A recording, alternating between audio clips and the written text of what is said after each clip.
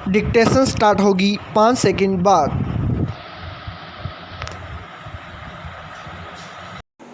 Yes, उपर्युक्त पंक्तियाँ मजबूत लोगों के पुरुषार्थ, इच्छा शक्ति, श्रम शक्ति व देश के प्रति उनकी प्रतिबद्धता को रेखांकित कर मजबूत देश के निर्माण में उनकी महत्ता को अभिव्यक्त करती हैं। स्टॉप। प्रश्न यह है उठता है कि मजबूत लोग कौन होते हैं? Question mark. जो मजबूत लोग होते हैं, वे मजबूत कैसे बनते हैं? Question mark. इसका कोई मानक या किताबी परिभाषा नहीं गढ़ी गई है, लेकिन समाज एवं राष्ट्र के वे लोग जो ईमानदारी, सत्यनिष्ठा, कर्तव्यनिष्ठा, नैतिक बल और संपूर्ण श्रम से राष्ट्र के निर्माण को गति देते हैं, इन्हें हम मजबूत लोगों की श्रेणी में रख सकते हैं। स्टॉप। ये लोग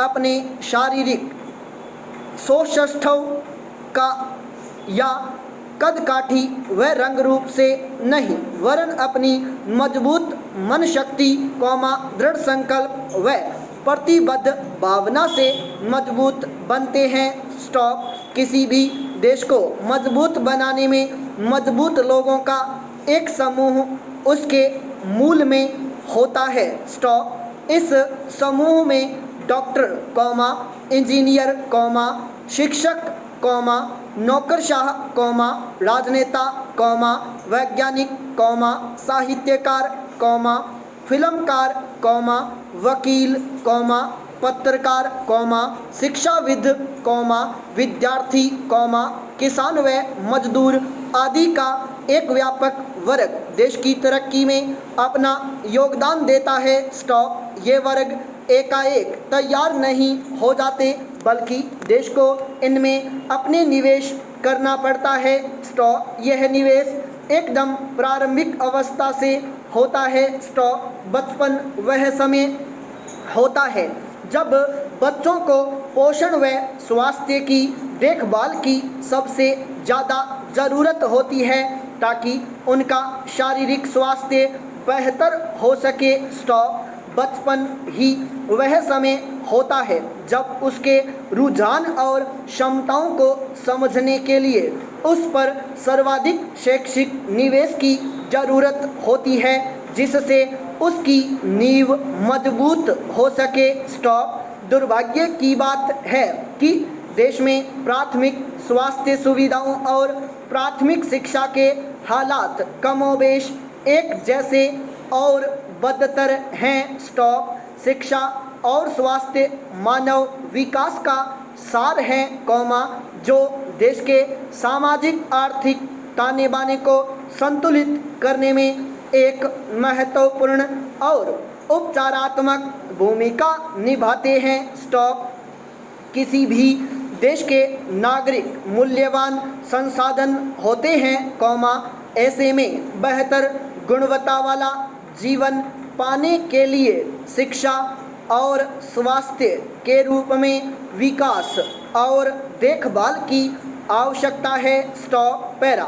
पीटर एफ डंकर के अनुसार, आने वाले दिनों में ज्ञान का समाज दुनिया के किसी भी समाज से ज़्यादा प्रतिस्पर्धात्मक समाज बन जाएगा। स्टॉप। किसी देश की समृद्धि का स्तर इस बात से आंका जाएगा कि वहाँ की शिक्षा का स्तर और शैक्षिक समावेशन कैसा है। स्टॉप।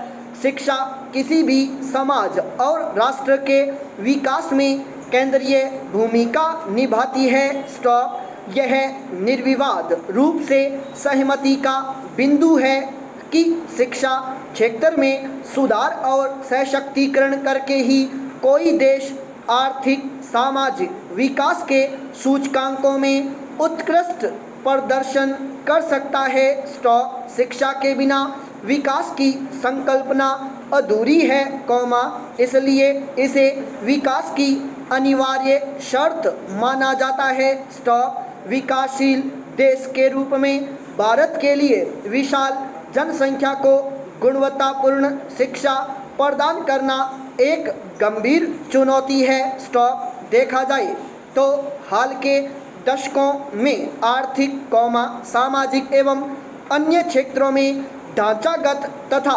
नीतिगत स्तर पर काफ़ी प्रगति हुई है, जिसके चलते देश की विकास दर तेजी से बढ़ी है। स्टॉप। इस बढ़ती विकास दर ने अन्य क्षेत्रों के साथ साथ शिक्षा के क्षेत्र में सुधारों को भी गति प्रदान की है, लेकिन इन परिवर्तनों ने हमारी शिक्षा व्यवस्था की मूल समस्याओं को दूर नहीं किया है। स्टॉप। भारतीय शिक्षण संस्थानों की गुणवत्ता की बात करें तो टाइम्स हायर एजुकेशन के अनुसार वर्ल्ड यूनिवर्सिटी रैंकिंग 2020 के अनुसार विश्व के शीर्ष 500 उच्च शिक्षण संस्थानों में भारत के केवल 6 संस्थान शामिल हैं। स्टॉप। भारतीय शिक्षा व्यवस्था की पहुंच या प्रसार, गुणवत्ता, समता की समस्या के चलते इस क्षेत्र में निराशाजनक स्थिति बनी हुई है। स्टॉप। पैरा।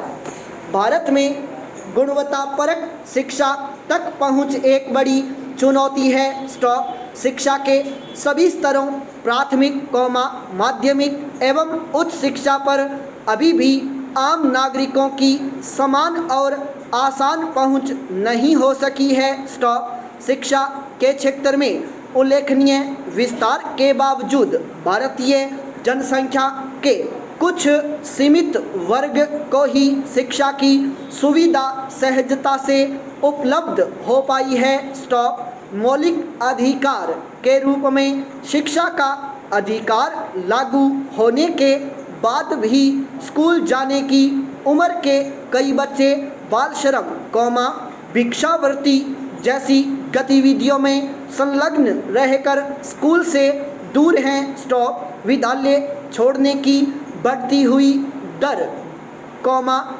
बालक बालिकाओं के नामांकन ठहराव अनुपात में कमी, स्कूल में मूलभूत सुविधाओं की कमी, शाला तक पहुंचने के दुर्गम रास्ते, आबादी के अनुपात में स्कूलों की उपलब्धता नहीं होना तथा सरकारी विद्यालयों को बंद किए जाने की पहल आदि भारतीय शिक्षा व्यवस्था के समक्ष प्रमुख चुनौती बनकर उभरी हैं। स्टॉप। आबादी के अनुपात में हाई स्कूलों और कॉलेजों की कमी है, जिसके चलते बच्चे उच्च शिक्षा की ओर नहीं बढ़ पाते।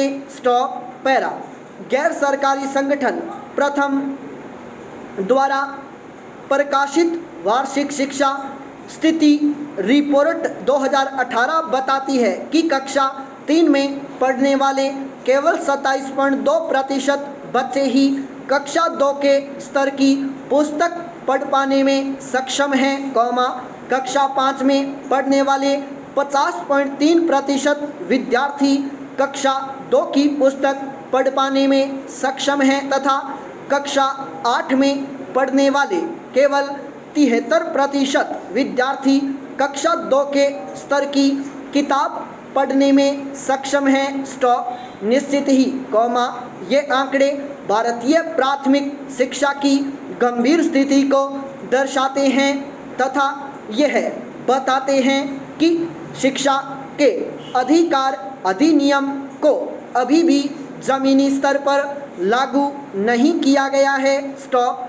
दूसरी तरफ नीति आयोग के निर्देश पर कम विद्यार्थियों की संख्या वाले स्कूलों को पास के दूसरे स्कूलों में विलय कर सरकारी स्कूल बंद किए जा रहे हैं। स्टॉप। मीडिया रिपोर्ट्स की माने तो इस प्रक्रिया के तहत देश भर में 50,000 से भी ज़्यादा स्कूल बंद किए जा रहे हैं, जिससे स्कूल न होने के कारण अशिक्षा और बढ़ेगी तथा निजी स्कूलों को बढ़ावा मिलेगा। स्टॉप। स्कूल तथा पुस्तक पहुंच कम होने से शिक्षा तक पहुंच की स्थिति आगे और बदतर हो जाएगी। संपूर्ण विराम।